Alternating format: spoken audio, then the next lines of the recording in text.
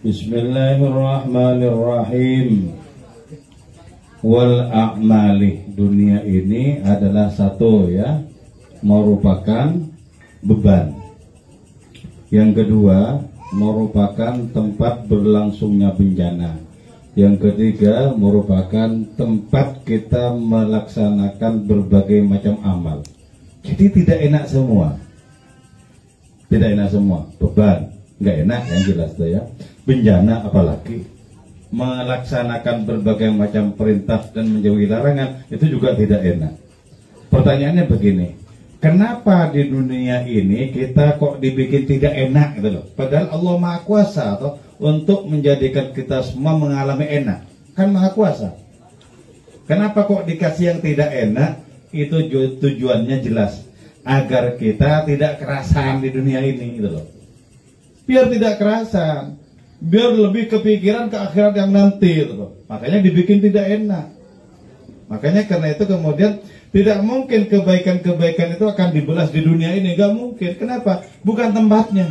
Yang pertama. Yang kedua, sangat tidak masuk akal kalau kebaikan-kebaikan itu dibalas dengan segala sesuatu di dunia ini. Tidak masuk akal.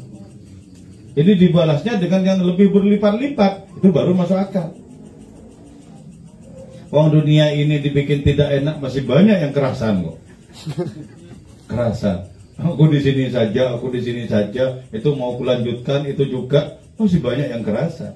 Padahal dibikin tidak enak. Coba di antara para wali itu ya, betapa mereka itu sangat ingin untuk segera berjumpa Allah Ta'ala ya. Saya pernah berjumpa dengan seorang waliullah yang semenjak saya berjumpa 2 kali pengen mati terus. Sebenarnya sudah dari dulu aku pengen mati katanya kan. Ketemu lagi ngomong begitu lagi. Oh, ini berarti serius orang ini. Iya. Serius. Jadi kenapa kok pengen mati? Karena ingin berjumpa dengan Allah Ta'ala yang bisa dilaksanakan lewat pintu kematian. Gitu loh. Jadi pengen mati. Jadi karena itu kemudian ketika diajak berteman oleh Nabi Khidir nggak mau. Kenapa? Umurmu kepanjangan.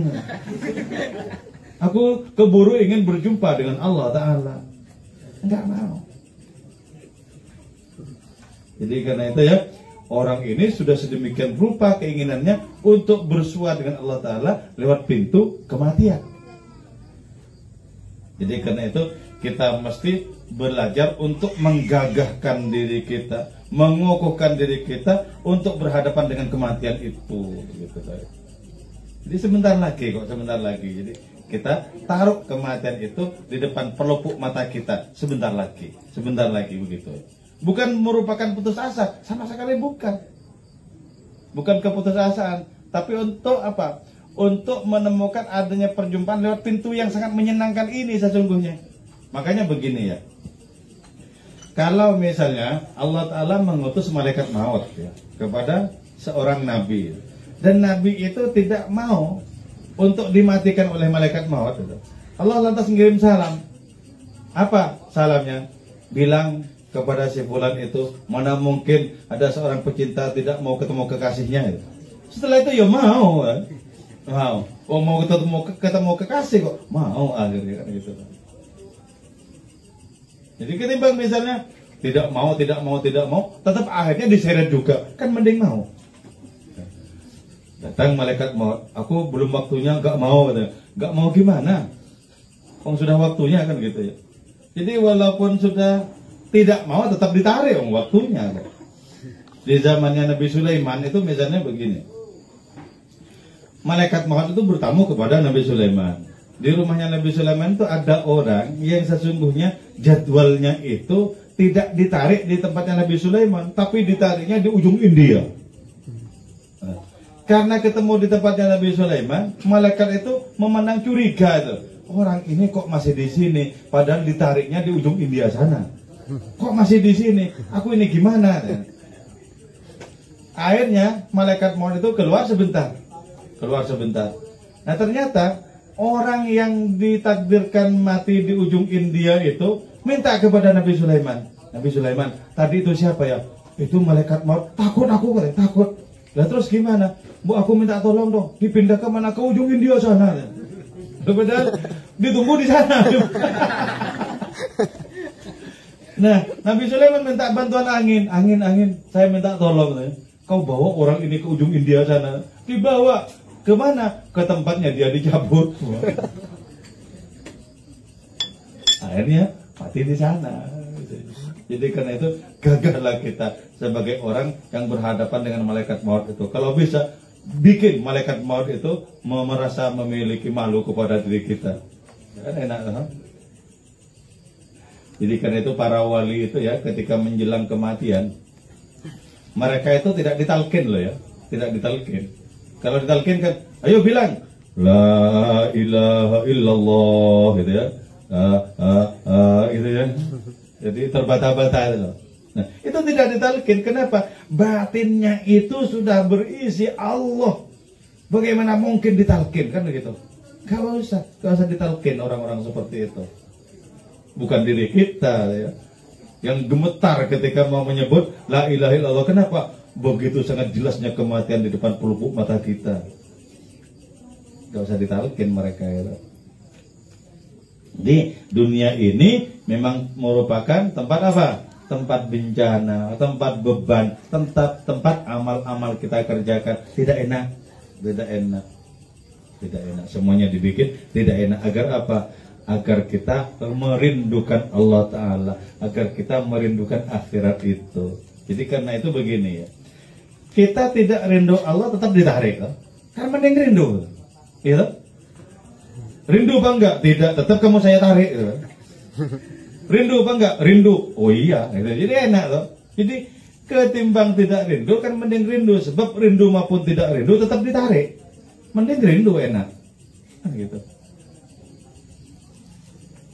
Oke.